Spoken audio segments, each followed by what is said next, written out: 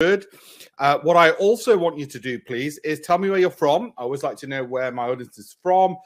Feel free to put a bit about yourself, in terms of age, goals, if in terms of investing, and so on. That's always good. All right. So Alan, he can see and hear me, and so can the others. Fantastic. So I'm going to shoot on with the first slide. I want to share something with you on screen. Everyone's got a ton of questions, I know, regarding, of course, the markets at the moment. And why would you not have? I've got a ton of questions with the markets. I'm going to answer them all. I know what you're thinking with the market. And all those questions are going to be answered. In particular, are we just in cruising mode? It's just going to dip a little bit and then we go back up. Or is it far more serious than that? And are we likely to fall far further? West Sussex we've got an MBA analyst. We've got Wood Green, North London, and Watford, Buckinghamshire. Fantastic. All parts of the UK. We should have some people from the US and probably as far afield, probably not the Australians at this time of day. So if you're all ready to begin, I'm going to carry on with the first slide. All right. And the first thing I want to talk about in this is I'm going to, as well as tell you which kind of stocks and which stocks I happen to like, I'm going to give you more than that. I'm going to teach you how to fish. I'm going to teach you how you should be picking the right stocks. Now, I've been talking about investing since, 1997, all right, to the public. Anyway, I've written 18 odd books on it. Don't buy the book. I'm going to give you a free download link to this one. I've written, as I say, 18 books published by the FT on all of this. So I've been teaching people how they should be investing for a hell of a long time. Now, most of you will fit somewhere on this, okay? Most of you are going to fit somewhere on this. The older ones are going to be at the legacy stage. The younger ones are probably going to be looking at basic cash flow and basic needs. So I understand. And one of the other things I'm going to be doing is I'm going to be drawing in not just my own experience from the books and the articles that I've published in the FT and all the rest of it, but also I'm going to pull in all the data that's coming out there from the likes of, say, Goldman Sachs, JP Morgan, and the like as well. So I want you to know there's multiple sources of information. I also understand with the audience. As I said, some of you are at the tax planning, estate planning, business succession phase, and some of you are students, and you're just learning how to get on the ladder. And so there's going to be something for all of you within the webinar. Okay, like I said, you're going to need a camera for this presentation. One example of the reasons why is I just want to show you this great table I found. Now, it's too small probably for most screens. Take a screenshot, take a photo, whatever. Because one of the things that often comes up with savings is ISAs, SIPPs, if you're in the UK, or 401ks, if you're in the US. And I found this great little table, which I won't go into in great detail now, but it lists a whole bunch of UK regulated brokers. And I'm often asked, Arpesh, which ones are cheap for my ISAs, which ones are expensive, and so on. And this table gives a bit of a breakdown. Okay, and you can see in actual fact, if you're depending on how many trades you're doing, how much capital you've got, it's actually worth shopping around. You've got everything from £1,000 a year cost right down to £119. So there's a tenfold difference between the cheapest and the most expensive, basically providing the same bloody service. Take a photo of that. I'm not going to go into it in detail. We can talk about brokers at the end if you wish, but I thought that was a useful little thing to share with you, and also an example of why you will need a camera phone in this, because you want to look at that at your own leisure. Okay, and again, we can talk about brokers for ISAs and SIPPs by the end. I know it's slightly out of focus, Barry. I do apologize. I can see it. I think hopefully when you take a photo of it and you look up, it'll be clearer. I think when I take photos and then put them on PowerPoint and then it goes through a webinar, that sadly does happen. Apologies for that, but you should be able to ultimately get the names of them and get a good idea of which ones are worth investigating further. So what the heck's going on with the market? Now, I want to share this with you, okay? And I'll explain this picture. That's the Dow over pretty much the last 10 years, and we'll talk about the FTSE in a second. So the Dow is just 30 stocks out of the US, and it's a pretty good barometer of the American markets, and you can see it's been going up and up and up and up. Now, let me explain what's on that chart, on that image, because I think it'll help you with your SIPPs, ISAs, and savings, and basically your future.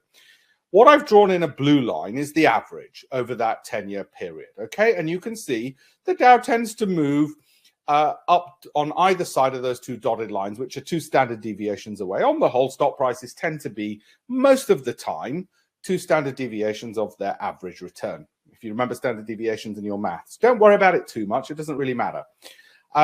I have drawn here on the red dotted line, which I think is probably, as things stand, the most likely outcome, not the only outcome. Many times I could be wrong. So what? Because if I'm invested, like I was wrong in March 2020, where I thought it would keep on going lower and lower and lower, and it didn't. It bounced back a lot quicker than I thought. Did I make money? Yeah, because I was invested in the market and it bounced back. Now, the most likely scenario, I suspect it'll probably go 2 standard deviations to the downside, okay, and get closer to that 30K mark. So what do we do? What does that mean? Where's the opportunities? Where's the returns? And we know from this data, which is from Charles Schwab and Bloomberg, that in actual fact, the percentage of S&P 500 members which are down 10% is 65% of those companies, and of Russell 2000, which is the broader index, 84%. Anyway, the point is there's a hell of a lot of companies which are down up to 20% off their highs. So that's a lot of companies where you're probably losing money, or you're seeing some of the gains you made last year, as I have as well, diminish away. What do we do in that scenario? We're going to have to handle that, not just for today, but we need a strategy for all seasons. When the good times, and we don't know if they've completely stopped or stopped for a short while or for the next 10 years, what do we do with our holdings, and where do we find the opportunities? Those are the only 2 questions you have. What do you do with the current holdings if they're going in the, if you're giving up some of the profits you had, and what do you do with finding opportunities in that market? Those are the 2 things I want to focus on. And just because I say I think the most likely scenario is it's going to go lower doesn't mean, well, let me put it this way. Does it mean I should go to cash? Does it mean I should buy the dip? What does it mean? Okay, what does it mean if you think that? Are we going to trade that? Are we going to trade our investments and just stare at the screen all day and all night? No. So that's the questions you should have. They're the questions that I'm going to answer, given that most of you have got better things to do than become PhDs in stock investment analysis, and better things to do than sitting in front of a computer screen looking at the stock market all day and all night. So how do we fit it into our life, given that we want to save for our old age, as I do, or my son's junior ISA? Okay, so what do we do?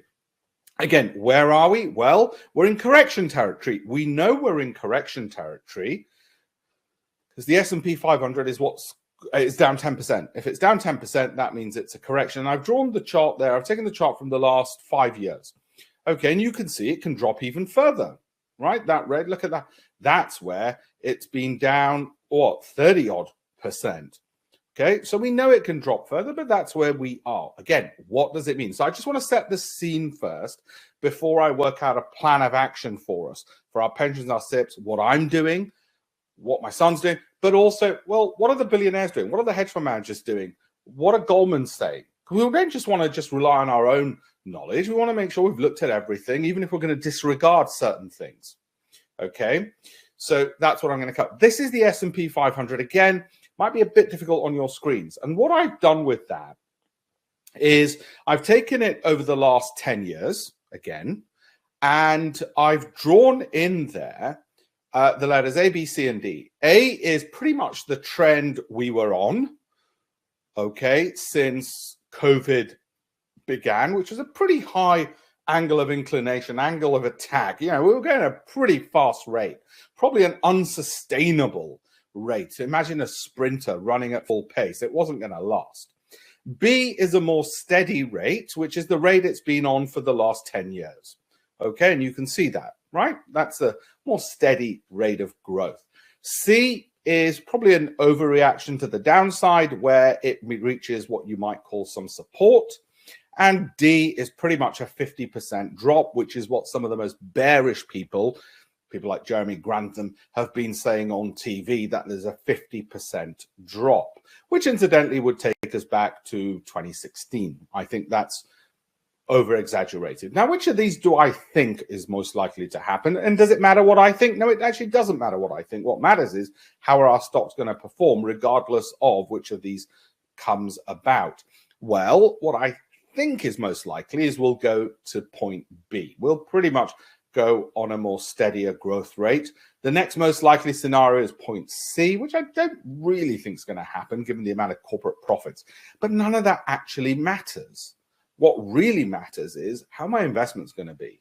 You see, what I think and what my investments are going to do are actually two different things. So let's look a bit more on this. Now, there are headlines like this.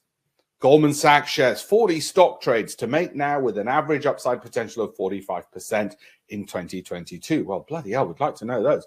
Goldman Sachs, and don't worry, I'll be going through all of this. Goldman Sachs, or it could be JP Morgan, or you might, as some of my TikTok followers say, is, Goldman Sachs, those con artists, I don't want to listen to anything they say. And that's perfectly fine as well. I'm just giving a flavor of what's going on at the moment in the markets. And they've got some more, 32% rises. So clearly some of the bankers are saying to their rich clients, and I assure you, they don't want to lose their rich clients. This is what we think, and these are the stock names we like. So they've got a lot to lose if they're wrong. Okay.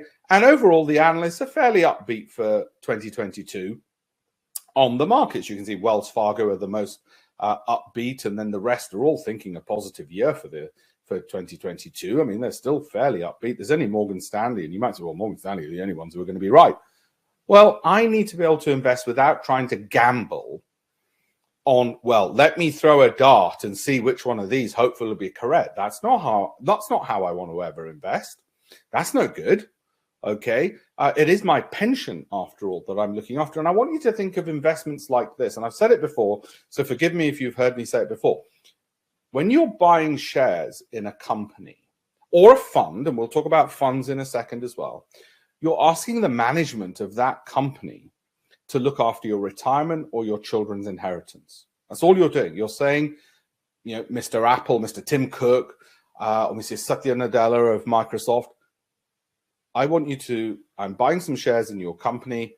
I want you to look after my retirement. That's essentially what you're doing. Even if you plan to sell those shares in 12 months, for that 12-month period, they are basically looking after your pension. Okay, so that's pretty serious. I need to look through, therefore, not just one or two companies and hope that they're right. I can't rely on a journalist who might, for a living, doesn't invest, but writes about investing. I've got to interview 5,000 companies, not 5. And I can't just pick the British companies or just the Chinese companies. I can't be racist in my stock picking. I've got to pick the best of the best of the best. I've got to pick all 5,000. And then, like any CV, where if I was asking an individual to manage my capital or my son's inheritance, I've got to look through those, but with the fine tooth comb of which are the best criteria. And I've got to be able to do it quickly because there's 5,000 of them, and I've got better things to do than be looking at 5,000 companies. Okay, so how do we do it? That's the overall process. So the question then arises: well, if this is the state of the markets, what should we do? Perhaps we should just have an index tracker. Okay, and that's certainly one answer. You might just say, you know what, I'll just get an index tracker, an exchange traded fund. And you can see, okay, well, since 1900, those are my returns. And you might say, well, actually, I don't really want an index tracker, Alpesh, because what if I get one of these negative years? And I don't really like those negative years. Okay, and I want to do better than an index because on average, an index won't give me enough. There won't be enough good years. I want a bit more control in terms of what I pick, and I want to cherry pick the best stocks out of an index. An index is a collection of stocks. I want to cherry pick those so I get a better return, Alpesh. Okay, and the equivalent for the S&P 500, an index tracker is not a bad way to go. Better than a bank account, better than most fund managers, by the way.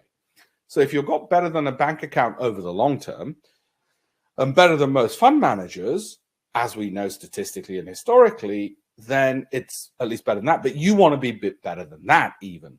And I'm going to show you, for instance, the formula that Goldman Sachs Wealth Management uses for their 30% per annum returns. Not guaranteed, it's not a bank account, but over the longer term, what things do they look for?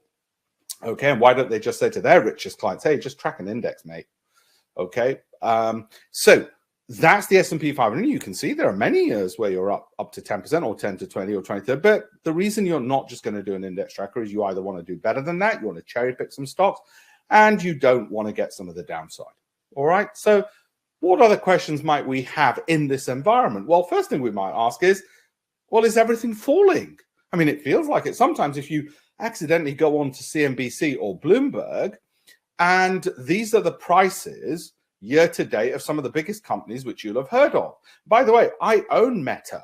I own PayPal. So what do I do in that scenario? And you might say, hang on, Alpesh, You own Meta. I know some of the biggest hedge funds and billionaires do. How come you're also wrong? How come you didn't see it coming that it was going to fall this much? And what are you going to do about it? Why? How come you didn't get out sooner? Okay, so we're going to have to deal with that because that's the same questions you'll have whatever you pick in your portfolio. Give me 1 second. I've got to turn the heating on. Yeah, seeing all that red make me a bit too hot under the collar. And Netflix, you've seen. I don't own that. That's down 37%. Okay, Mercado Libre, which looks so good, down 34%. Zoom down 31%. Cadence down 27%. Intuit, you'll have heard of. You'll have heard of Adobe. Tesla, of course, you've heard. That's just year to date. What are we? 7 weeks into the year? Does it feel like everything's falling? So what the heck, Alpesh? Maybe we should. What should we do? Should we buy the dip? Well, the problem with buying the dip is there's a timing problem. What if you get it wrong? And there's a time problem. In other words, you've got to keep looking at the dip every day and seeing if you should be buying it or not. It's going to take you a lot of time. Plus, the research shows that on the timing problem, if you buy the dip, you tend to do worse than people who follow a plan where they're invested over a long period of time rather than trying to time the market. So there's ample data and statistics which suggest we shouldn't be trading our investments. Okay, you might say no, Alpesh, I still think it's worth buying the dip. Well, here's some research from Goldman Sachs which says the median S&P 500 return since 1950 after buying the S&P, if it drops 10% off its highs in blue, you actually do better, and it's down 10% now. So hang on, Alpesh. What you're saying is don't buy the dip, but buy it if it drops 10%. No, what I'm saying is if it drops 10% and you're holding for 12 months, and that's going to be our holding period, and then we review and renew our portfolio, refresh it, then actually it's not too bad then, as opposed to just what is a dip? Oh, is that a dip or is it going to dip further? I don't actually like dip buying generally because I don't think it's much of a strategy. I want companies which, yes, okay, they've fallen, therefore they're cheaper. I want to cheap buy.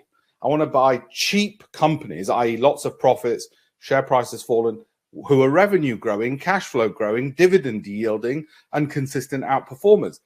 Then it's not about buying the dip. It's just, oh, it's got cheaper. It's on sale. Okay, so we're going to delve into some of that in answering a question. So overall issue about buying the dip, well, yeah, all right, if it drops 10%, which it just has yesterday for year to date. From its highs, the S&P is now down 10%. And if we're going to hold for a long period of time, but that's not in and of itself, it's still too much throwing darts. How do we find the specific stocks, Alpesh? So maybe we just pick sectors. That'll be a thought you're having, because you might say, hang on, Alpesh, I know energy stocks are doing well. Look, this is year-to-date performance by sectors. Energy, okay, there's one which is up 24%, CVX 12%, Shell 21%, and so on. Petrobras up, what's that, 30%? It's too tiny even for me to see. And you might say, well, and other industrials like Rio Tinto, BHP. Also, Alpesh, I notice there's a bit of green in the financials. So basically, Alpesh, really simple. I know what to do. I just got to pick the right sectors. And those right sectors are tobacco, energy, financials. Boom. Oh, and a bit of other industrial. Okay, so you got the commodity play. Energy, commodities, financials, tobacco. Right? Because some people are just, I don't know, maybe they're smoking themselves to death with the stress. Okay, and maybe throw in a bit of insurance in there, Alpesh. It's not too bad.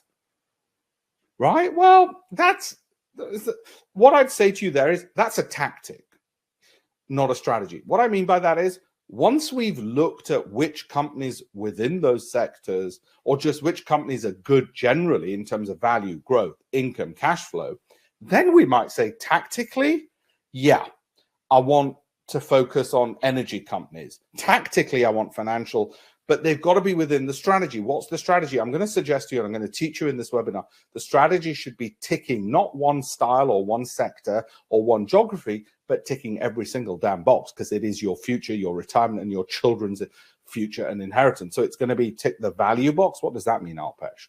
Okay, what does value mean anyway with a company? Well, it means share price relative to profits usually. Okay, usually. Okay, so we're going to need an explanation for that. And how do we tick that box? Revenue growth, because we know companies which generate revenues tend to do better than ones that don't generate revenues, okay? Or are not growing revenues. We know that statistically they tend to. There's exceptions, but they tend to be better. Dividend deals. We know companies that produce dividends tend to, but there's exceptions to the rule, do better than ones that don't. So we want to tick each of those boxes because that gives us more protection. Doesn't give us a guarantee. I just showed you some of mine which have dropped from their peaks. There's no guarantee. It's a stock market, not a bank account. Okay. But at least then, should the market fall, they shouldn't fall as far. And if they fall as far, well, they're good quality companies, so we'll hold them longer, but we'll talk about that strategy. And it should rebound sooner. So tactically, we'll only come to sectors once we've done the strategy. We need the strategy first, not just, oh, I'll just go into some random sector, because that hasn't given us enough due diligence. Maybe we pick geography. I hear Saudi Arabia is doing really well, and Greece and even the UK for a change, or Chile. Well, there's several problems with taking that approach. First of all, you're speculating on which countries are going to do well, and you're going to need an immense sized brain. Secondly, it's going to be time consuming. I suggest you need more due diligence than, I'll just invest in a whole country.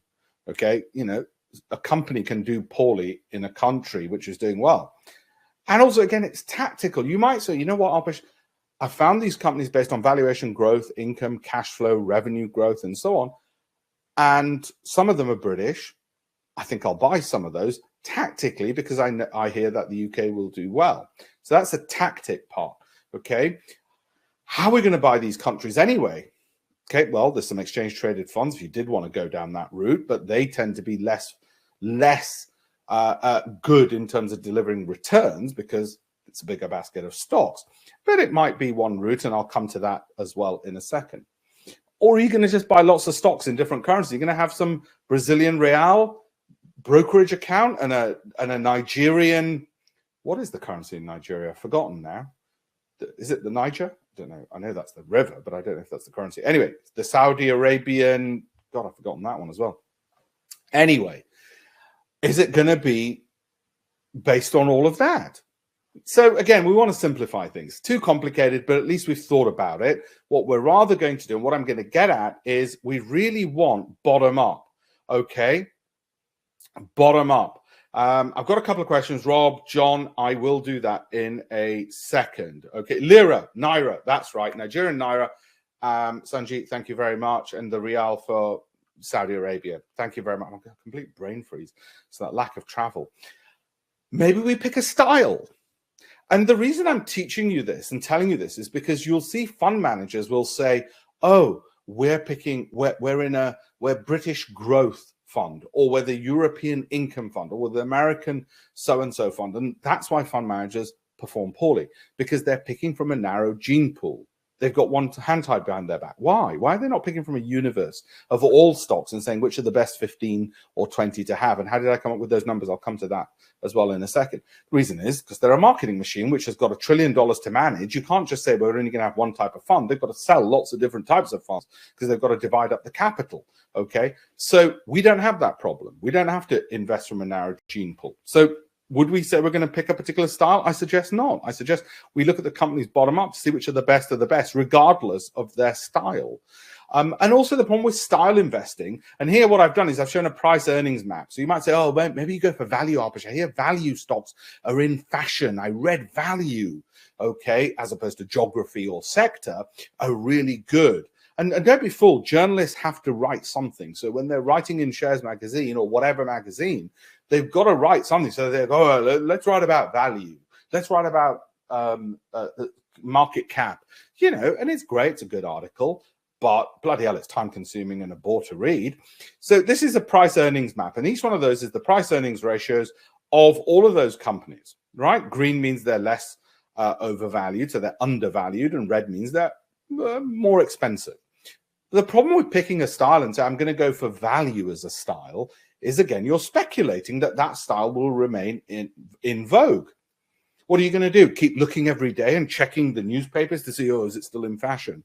You know, imagine you were spending even just 5-10 minutes a day. That'd be nuts. So it's going to be time consuming. And I think we need more due diligence on a company which is for our future inheritance than just simply saying, I'll just look at one metric. value. Well, it might work for 1 year when you're raising capital, you did really well, and everybody gives you lots of money as a fund manager. But what about next year? And what about the year after and the year after that? Okay, so it's not good enough. It's not sustainable enough. We need to be ticking more boxes. John, I'll come to your question as well in a second. And of course, we've got other concerns. Inflation. Now, all of this might at some point make you think, oh, God, forget it. I'll just, you know what? I'll just keep the money under the mattress. No, I'm going to simplify all of this. I'm going to show you why we should be looking at just a very straightforward, simple approach. Okay. So which asset classes do well with inflation? Well, global equities do. Look, the maximum returns, the average is there.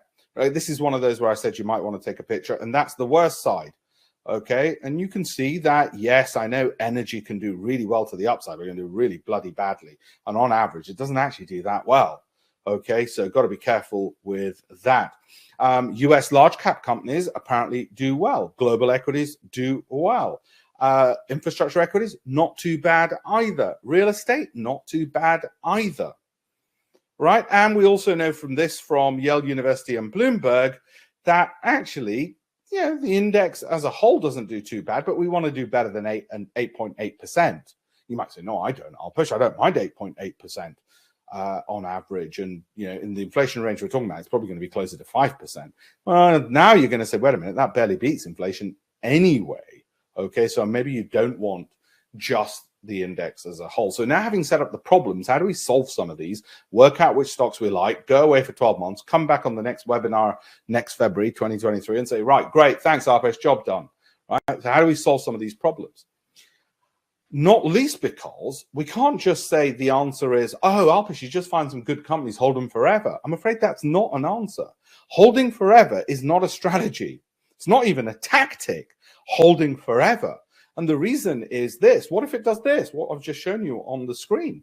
Or if it, yes, it does great, you know, got really confident and euphoric, Alpesh, I'll just hold on forever. It's my forever stock. I read somewhere that you're just still going to find some good stocks, hold them forever. Well, there's a problem with that. What if it just goes down and then sideways and just is rubbish? Then you're just holding a loss forever. Thank you very much. Well, so that in and of itself isn't the right answer. And as I already said, you know, some of you might say, wait a minute, Alpesh, you said the Dow's going to fall, most likely continue to fall in the short term, at least. So shouldn't we just go to cash, Alpesh? Well, again, this is from Bloomberg. The problem with sitting out and holding cash is you miss just 1 or 2 good days and you're 30% worse off. You really get screwed.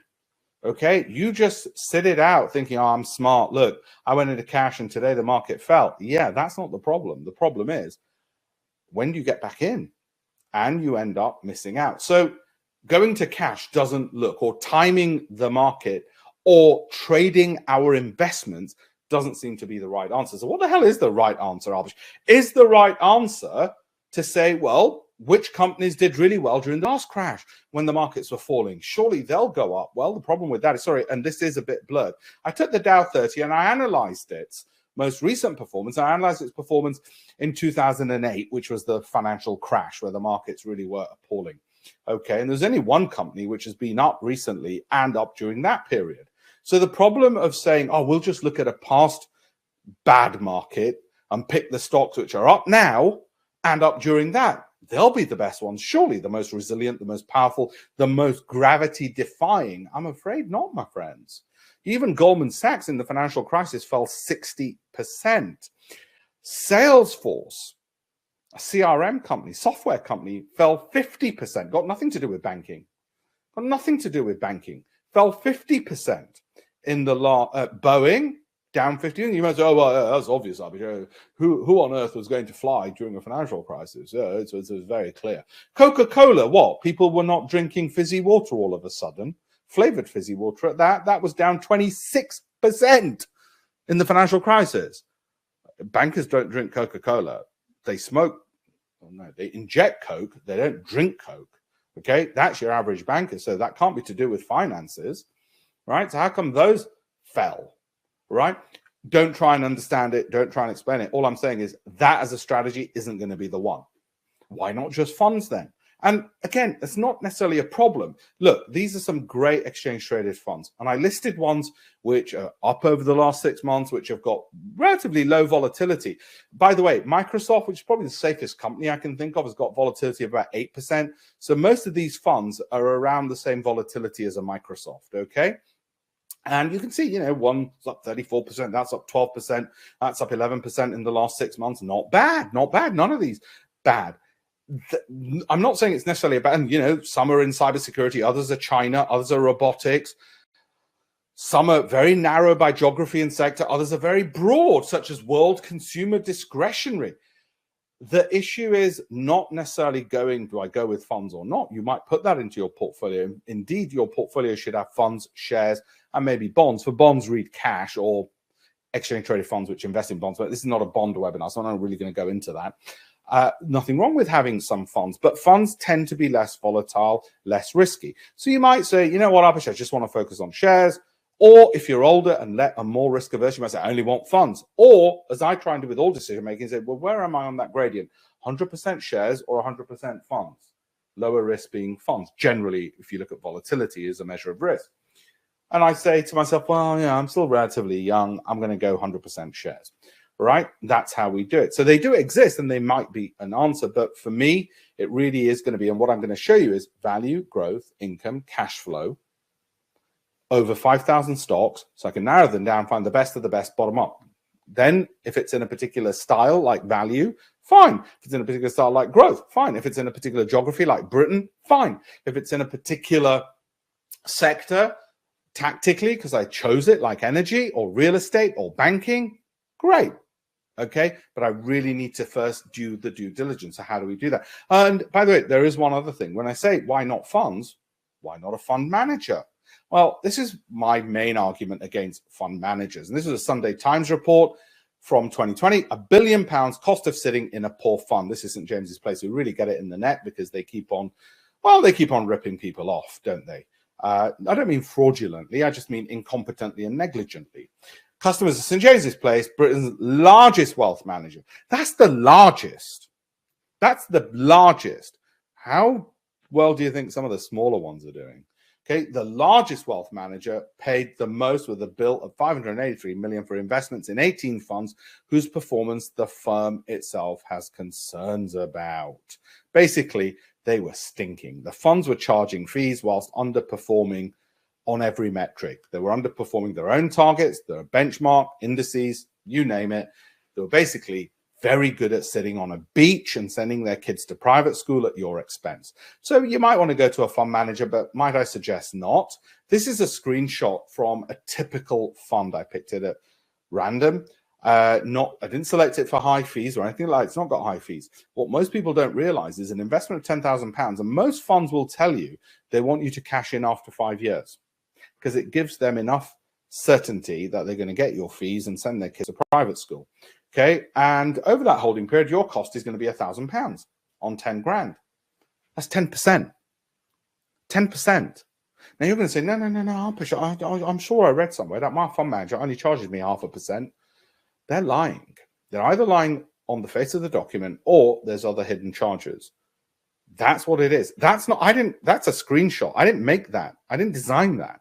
That's from a fund. Ask for the KID, KIID, which is the key investment information document, and they'll have to tell you that. It'll be on page 30 of the fund of the KID. Now, if you've got an employer's pension, okay, ask your employer, where's my money? Which fund managers? And they'll say, I don't know, they might say Polar Capital, whoever.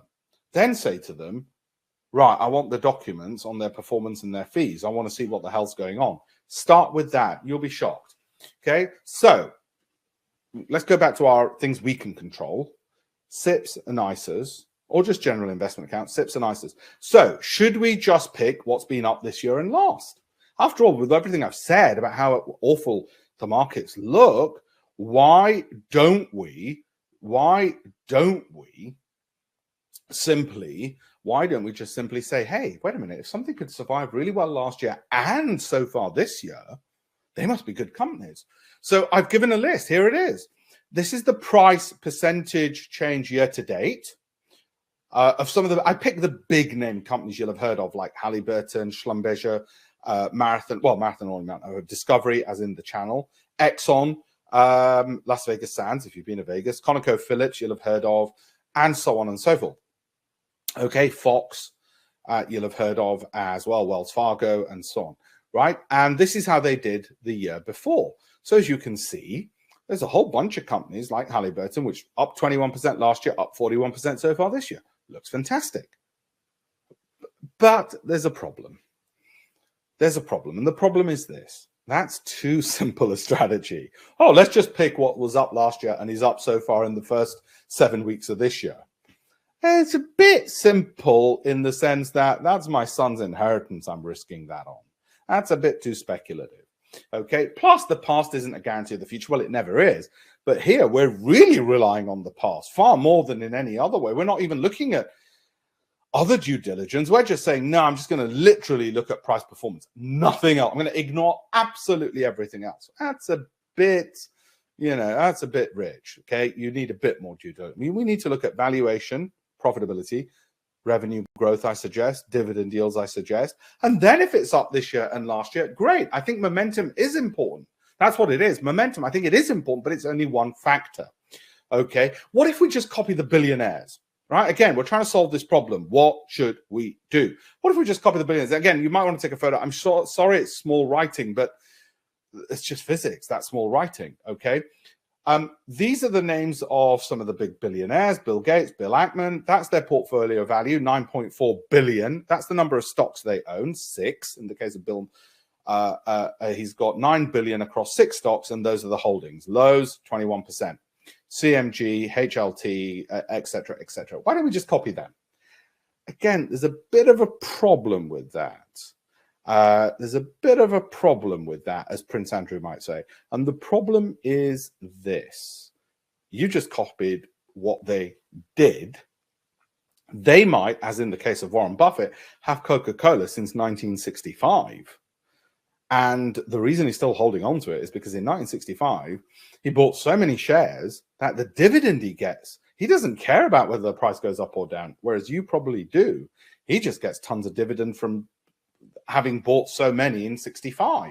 You couldn't buy the same number of stocks today because it'd be too expensive. So the point is, we don't know why they bought them. We don't know if Bill Ackman is a hedge fund manager. That's what he does. Bill Gates, you all know. Carl Icahn, another hedge fund manager. George Soros, hedge fund manager. Lewin Kubelman, hedge fund manager. You don't know if they're just trading these in and out. So I suggest that whilst it makes for great reading, it's not probably the way we want to go. And if you really want to know what the hedge funds are doing, why don't we copy those? What about John Kim of the hedge fund Night Owl? He's up 51% per annum over the past 3 years. So it's consistent, not just a 1 year, one hit wonder. And these are his holdings. Okay. And never mind him. What about, let's just take all of them. Top 10 purchases by hedge funds. There you go. In the last quarter, and the top 10 sales in the last quarter. Why don't we just copy that? Again, might I suggest, given that it's your pension and your retirement and your children's junior ISA, because for my son, I can't just look at that. I might absorb that, but I'm not just going to look at that. What I'm trying to teach you here is not to be as speculative as so many of you are. So that's telling you what not to do. I need to get on, because time's short, onto what you need to do. So forgive me that I've labored this point. Forgive me for laboring the point. Equally on laboring this point, because some of you have been making this mistake, you've been messaging me, and I know you have. Hey, Alpesh, hot new thing. I understand it's the metaverse, or it's Web 3.0, or it's NFTs. Forget cryptos. That's so last year. Okay, or lost whenever. Okay, Web 3.0, Alpesh, that's what it is. Or like I said, or metaverse, or whatever else.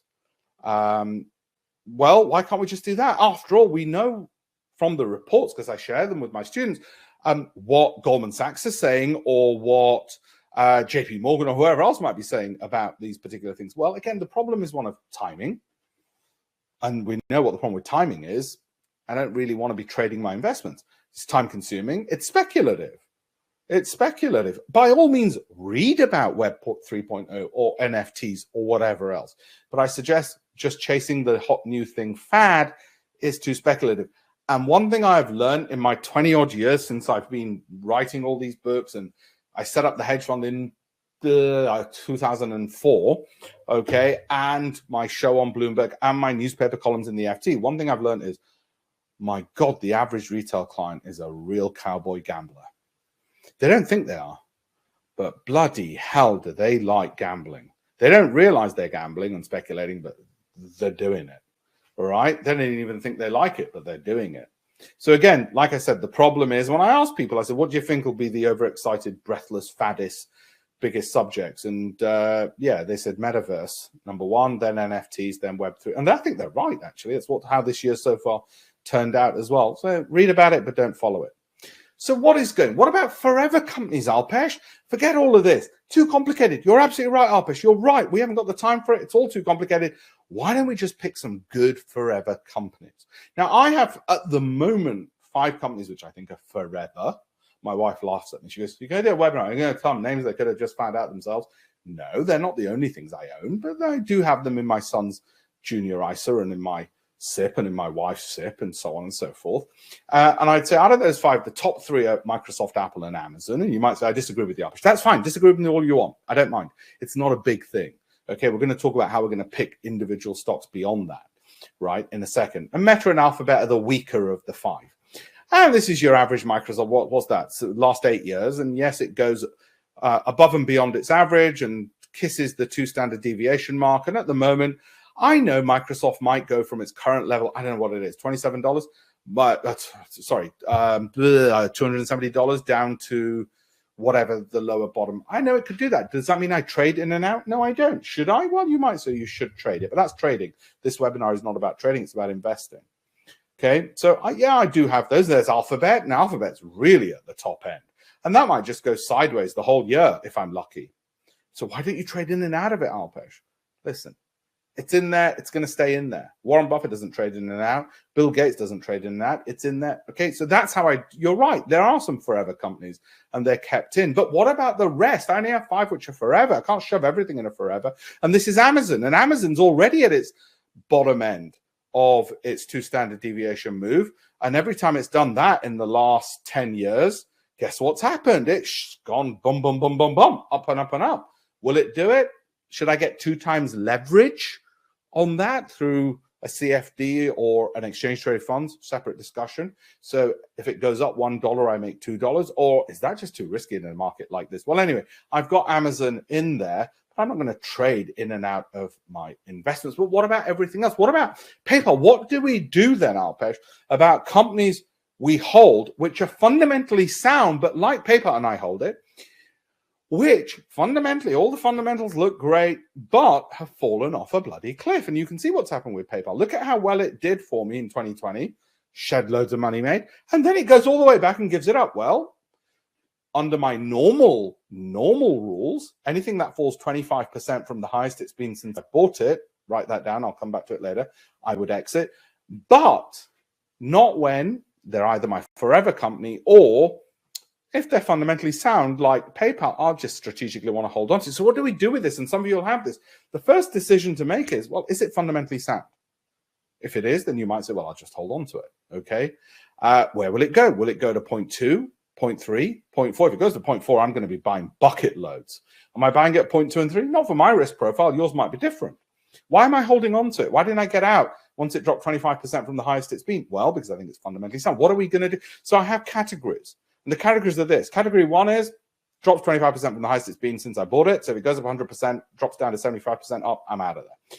Category 2 is, well, if it's fundamentally sound, I'll hold on to it. I'll have 3 or 4 holdings, which are what's called special situations. The mistake private investors make is they shove everything in a special situations. What's a special situation? Special situation is not your normal strategy. It's just some other reason for holding it. So I don't want too many of these. So I'll give you an example. Lockheed Martin. Why would that be a special situation? Well, because it's not bought just purely on value, growth, income, cash flow, which is my core strategy. There's some other reason. It could be a technical reason. That's why I don't want to make too many of these because it's too time consuming to have lots of special situations. And you might say, I don't want special situations. Again, it doesn't mean it's got a better probability of doing better. It's just that trend looks solid, hasn't fallen too much. It's actually rising against the tide. Technicals look good. That's not a pick to say, go and do it. That's a special situation. It's an exception to the rule. Okay. Special situation is also a fundamentally sound strategic part of my portfolio.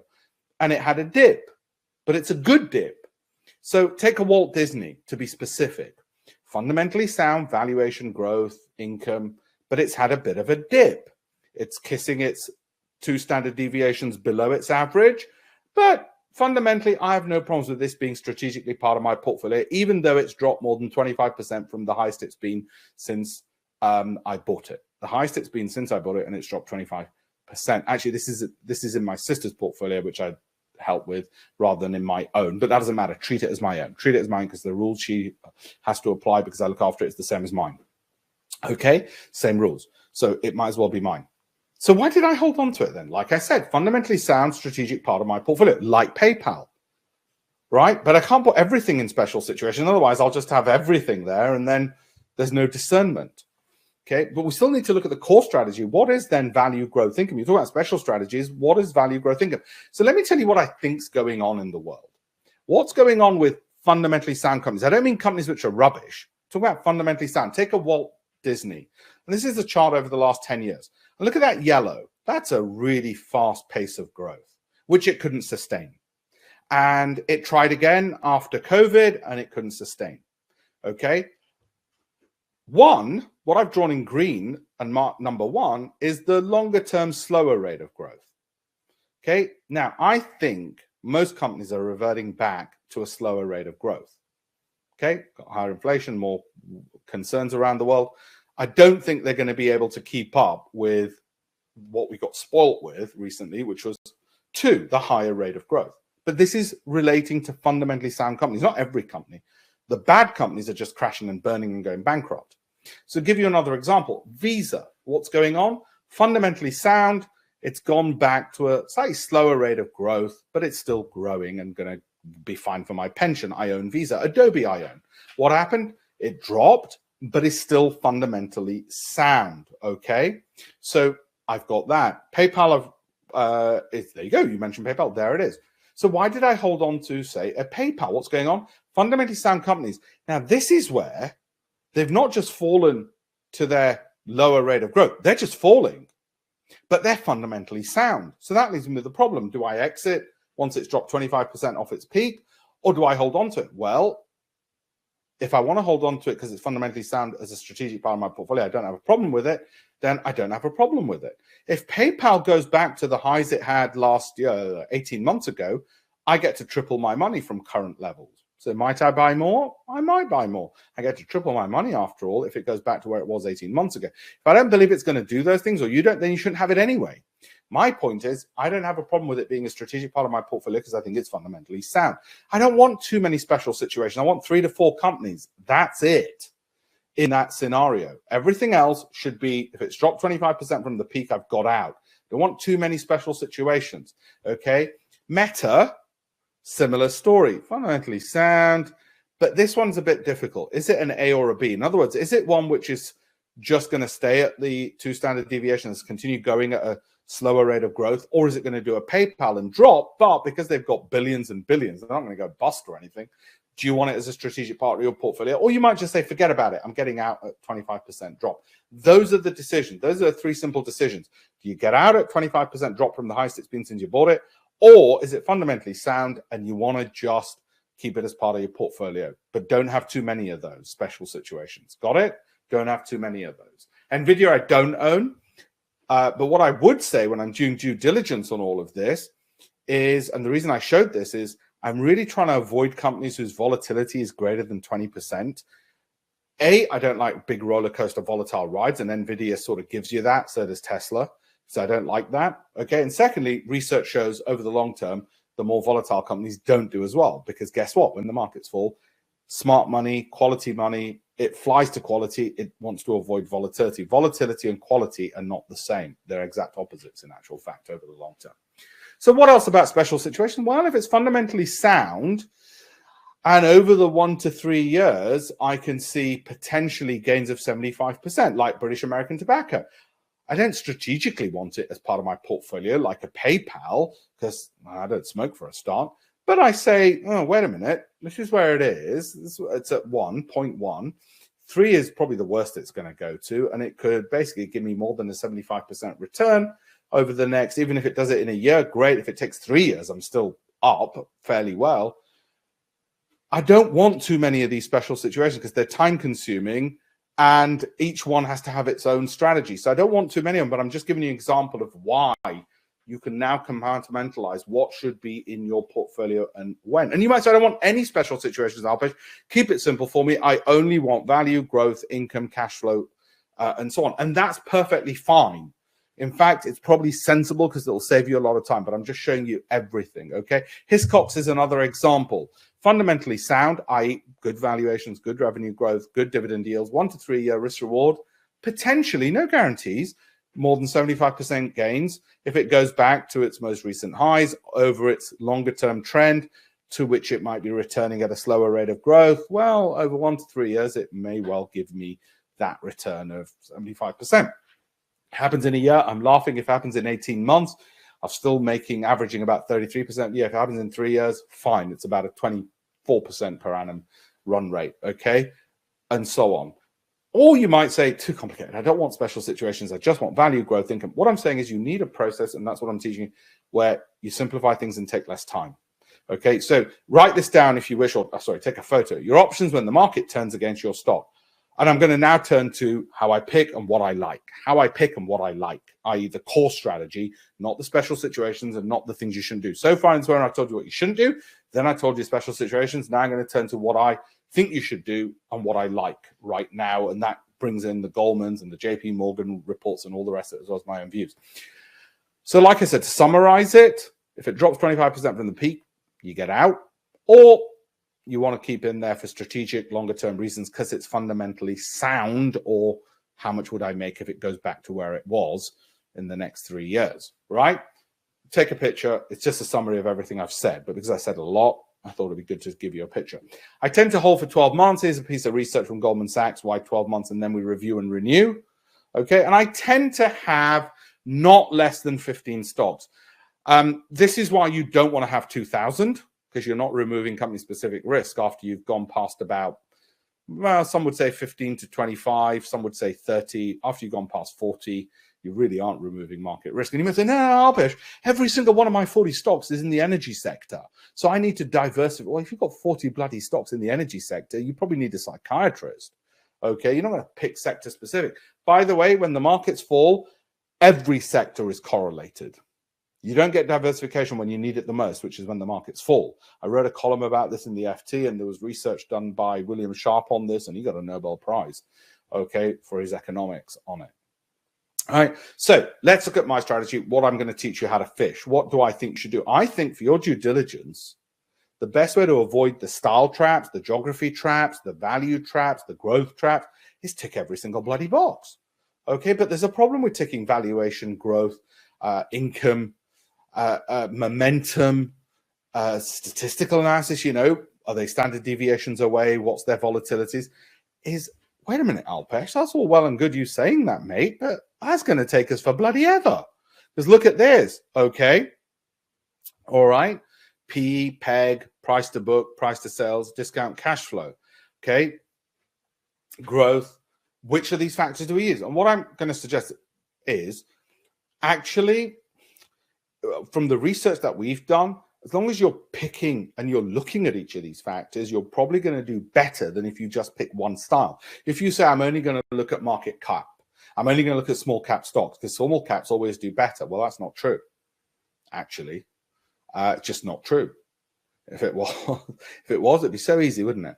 No, you've been led to believe that elephants don't dance and small caps always do better. I've written about it in my FT columns, written about it in my books. It's just not true. It's just not accurate. And you might say, no, look, Alpesh, I'll pick a really bad big cap and a really good small cap. And look, I proved you wrong. No, that's not logical. All right. As a general rule, it's just not true that small caps do better than large caps, right? Depends on timeframes, depends on a whole load of variety of factors, which have often got nothing to do with market cap and everything to do with, guess what? Valuation, growth, income, momentum, statistics. So whether you pick price earnings, which is the share price versus earnings is another word for profits, okay? Price earnings growth, so price profit and growth of profits, or price to book, price to sales, discount cash flow. I suggest price earnings as good as any, okay? We weigh sales growth, earnings growth, cash flow growth. We weigh dividend yields. Each of these factors is important. They're not all equally important. All right. But we want to tick every box because we don't want to be caught with our pants down. When somebody says, oh, guess what? The market's after valuation now. Oh, no, it's after growth now. Now it's after momentum. It's fine. We ticked every box. We ticked every box. We weren't gambling and speculating on what the market fad is, right? And if you want to look at some of the research, well, Tweedy Brown have done it. What has worked in investing? There's a whole load of other research.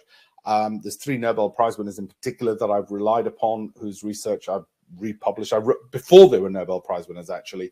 So Daniel Kahneman was one of them, and their stuff's good. So we relied on theirs to come to this. By the way, can I right at the end tell you one of the things that my hedge fund spun out? You don't have to wait till the last 10 minutes. You don't have to listen to any of it. But the reason I asked for permission is I'm going to talk about some of my future plans, what we've got planned for venture capital investment. Okay, but I'll do that right at the end. I'll do that right at the end with your permission. Going back to the webinar. And I'm going to give you a link where you can download my book in a second for free, and download other books as well for free, and download more of what I've said so you can learn more about this completely for free. Right, rules. So like I said, period 12 months, then we review. Then we look at the whole 5,000 stocks again. All right, everybody's on probation always. Nobody gets to be in my son's portfolio for life. Nobody gets a free pass. You're all on probation. After 12 months, we'll review. Okay, and open it up to 15,000 who've all got to re-interview to be in that portfolio, obviously, right? Stop loss 25 to 35%, unless they're one of the quality companies or strategic, which are fundamentally sound, then I might hold it, but I don't want too many of those special situations. All right. At the moment, I'm going to show you what I've narrowed down. I'm going to share some screens with you in a second. I'm in no rush to be deploying spare capital. Why not? Well, just look at the bloody market. I'm not in any mad rush to be doing spare capital. What are the kinds of returns we should be looking for? And by the way, I'm going to share something with you. Before I tell you that, I tell you what kind of return should we be looking for, I just need to share something with you. So one of the things I did, okay, before this webinar, right, is I thought, well, let's look at some of the ones which so far this year have done well. So they've really gone against the tide. And last year did all right. They were up at least positively. And valuation, revenue growth, cash flow growth, dividend deals. You can see there cash. I'll come to cash return on capital invested in a second. Volatility under 20%. I don't really want anything above 20%. And, you know, I did a tactical measure of valuation below 1. And I came up with these names. I haven't bought any of these, just so you know. I did this analysis about 30 minutes before the webinar. And I will probably do more, and I'll publish it on my Telegram channel later of which ones I might pick from. Okay. And I might not get any of them. I'm in no rush with the Russian forces at the border of Ukraine. I am in no rush to deploy capital, given everything that I've said about the Dow and so on. Okay. And the things that I held from last year, one of two things has happened. Either they're still up, in which case fine, or they've dropped 25% from their peak, in which case I've got cash, or tactically like PayPal, I've held on to them because I just want them strategically anyway for the longer term. All right. So I just wanted to share those with you. I've not bought any of those. I may buy none of those. I need to do more research on them, but it's to bring it bang up to date. And I'm going to come into it. And then I'm going to show you a bit more in a second from this list of what we are looking at and so on. I'll come to that in a second as well. So hang on. All right.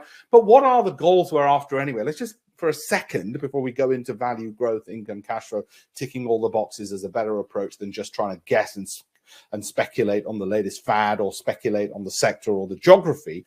Which, and those the stock names I'm telling you right now I'll be looking at. What are we going for? Well, let's say you plan to invest over 15 years and you make 20%. Now, this year might look, are you bloody kidding me? Most things are down 20%, Albish. No. It's not a bank account. Some years, like last year, you go well above. Other years, you'll go below. Let's say you got 10K. So you're not well heeled. You're probably in your 20s. You're time poor, maybe starting to become cash rich as a professional. Okay, and you plan to add 500 a month because you're sensible. Well, over 600,000K is what you'll have over 15 years, and there's the math. And blue is your contributions, and that's the return. Now, obviously, you're not going to get 20% every year because it's not a bank account. Some years you'll have gone above, some years you'll have gone below. All right, but that's one way of looking at what you're trying to target or what you're trying to do and what the goals, what the numbers actually might look like. okay, what the numbers might look like. Equally, if you're looking at 10 years and you get 20%, some years maybe more, some years less, and you start off with 100K, so you might be in your 30s or 40s. By the way, if some of you are in your 50s and 60s and got $1 million, then just add a zero onto all of these. And you plan to add 1,500 each month, well, you'll have $1 million in 10 years. And this is what it looks like. So 100K becomes $1 million in 10 years. If that happens, of course, you've added some contributions. Why wouldn't you? Everybody adds to their SIPPs and ISAs. So you've got some contributions there. And that's what happens. And it really grows after about year 4. So for the first 3 years, and this is why nobody does compounding, okay, everyone talks about it, nobody ever does it. It's because the first 3 years, it bloody looks like, well, I've only got what I contributed anyway. It's like paying down your mortgage, and you look at your mortgage statement after 3 years, and you think, if you remember that far back, and you think to yourself, bloody hell, I still owe the bank as much as I did when we started. No, it only starts diminishing at the back end. All right, so that's when in a year you go from 840 grand to $1 million. So you make about 160 grand in 1 year, 160,000 in 1 year, and you didn't do it. 160 grand in 1 year, and you started with 100K. So you more than doubled the amount of capital you started with in years 9 to 10. Well, that's the funny way in which the maths works, right? So that's why I just wanted to paint a broader picture of what we're trying to go for. Okay. By the way, those books I promised, investing-champions.com, you can download free copies of my book and Investment Philosophies and The Intelligent Investor. Warren Buffett's written a preface to that one. Okay. If you want to read, most people don't read nowadays, so you can follow me on TikTok if you wish to do that instead. So once we're ticking the box on revenue growth, valuation, which will be price earnings and price earnings growth, cash flow, and I'm going to come to that in a second, which is the most important of all the metrics for me, by the way, and the others. What are we doing tactically? Well, tactically, once a company ticks our boxes, we might then we might say, like with the Citigroup, oh, what are the banks telling their richest clients? Now, the mistake most private investors make is they do it the other way around. So don't do it the other way around. Don't say, oh, this is what a banker said, therefore I'll invest it. No. First thing is value, tick, growth, tick, income, tick, cash flow, tick. Then if a bank happens to, and you don't have to look at this tactic, happens to have projected in that red line as the bank target, a high target, and the price is well off it, then yes, great, you get a 66% return, and so on. I won't go through a whole load of these. That was on April the 7th, 2020, so almost 2 years ago. Okay, and in the 12 months after, guess what? The analyst was far enough away that it could deliver a 250% return. Remember, these are all got to be 12 months or less, okay? 250% return. Did we know that was going to happen? No. Otherwise, I would have put all my money and borrowed a shed load into one investment. We didn't know anything. We're only working in the world of probabilities, which is why we don't sell everything and put it into one company, because probabilities also means it might not work out. But how do we mitigate the risk? Well, this is the tactic. We looked at what the analysts were saying tactically, but first, strategically, value, growth, income, cash flow, dividend yields, consistent outperformance of the market, also known as Sortino and Alpha. Write it down, look it up in your own time. Disney was another example, 73% within the year. We don't hold for more than 12 months unless it's fallen 25% or strategically want to hold on to it in any event. Tactic 2, once a stock has met the strategy. Strategy is, I'll say it again, and I'm going to sound boring, but it's important to tell you this: value, growth, income, cash flow. Okay, Sortino, Alpha, and so on. So what did the big banks tell their clients? This is probably the most important thing I think big banks told their clients. And as a hedge fund manager, I was invited to a lunch by Goldman Sachs. I was sat next to Jim O'Neill, who's now Lord O'Neill. Okay, and he was chairman of Goldman Sachs Asset Management, and they were pitching to us because they want our capital, and they explained to us how they get outsized returns for their rich clients. So I thought, oh dear, how? So I took the PowerPoint with me. I was allowed to take the PowerPoint with me, and we've been using this ever since as well. So this is what they use. Cash return on capital invested. They didn't invent it. Deutsche Bank invented it. So given that they stole it from Deutsche Bank, why wouldn't I not steal it from them? And what they discovered is croaky stocks have delivered substantial outperformance over time. Companies in the top quartile by cash return on capital invested generated 30% per annum. Okay. Now, that's not guaranteed. It's not a bank return. And there were years when they didn't get anywhere near it. Look at that. They didn't get anywhere near 30% per annum there. Okay. Did they? Nowhere near it. Okay, my point being, It does make a difference, but it's not a guarantee. Well, bloody hell, that's investing summed up right there. Certain things make a difference, but they're not guarantees. Okay, and what is this croaky cash return on capital invested? Well, it's cash flow on the capital they've invested.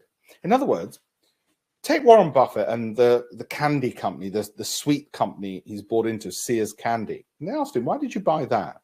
And he said, the machines they use to make sweets are the same machines they used 100 years ago.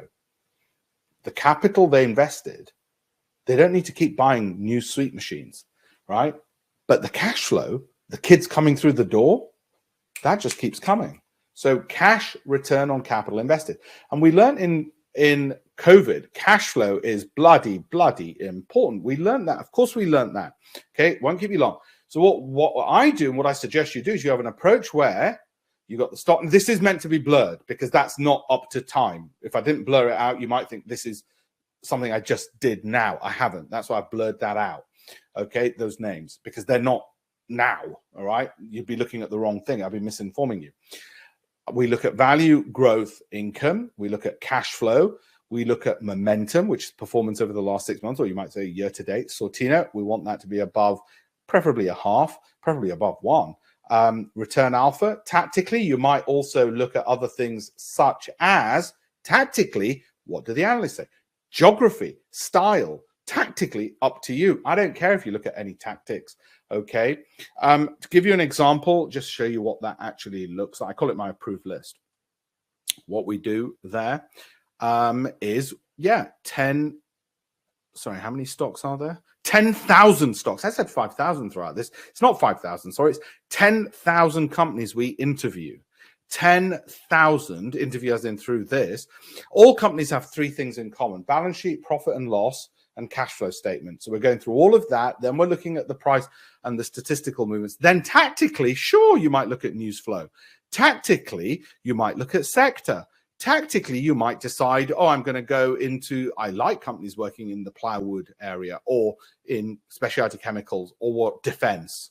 Okay, that's fine. But what we're not doing is gambling on a particular style, a particular geography, or any of that. That's our approach. I suggest you mimic the same approach because it avoids speculation beyond the bare minimum of what all investment is.